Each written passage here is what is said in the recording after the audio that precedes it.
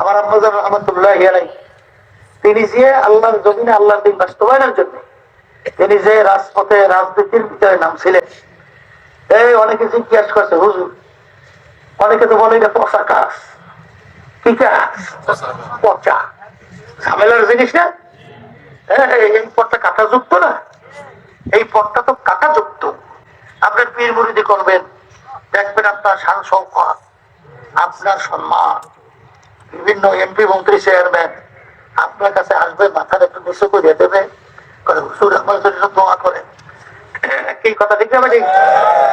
কিন্তু যখন আপনি বলবেন এই আল্লাহর বান্দা, এই নীতি আদর্শের মধ্যে চলা যাবে না, এই নীতি আদর্শ পুকুরি, এর মাধ্যমে জাহান্নামে যাওয়া লাগবে, তখনই দেখবেন আপনি ফুতু দূরের কথা আর দোয়া তো দূরের কথা, তখন মারতেও ভুল করতে চায় না। ঠিক না?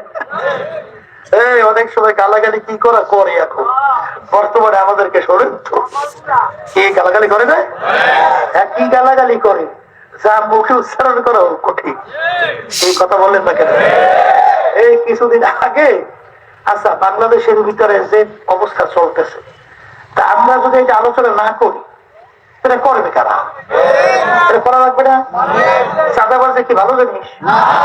চাঁদাবাজি করলে পাওয়া যাবে না? তা বলা লাগবে না? এই যে মিথ্যা কেস দিয়া হাজার হাজার লক্ষ লক্ষ ফ্যামিলি ধ্বংস করিয়ে দেয়, বলা লাগবে না?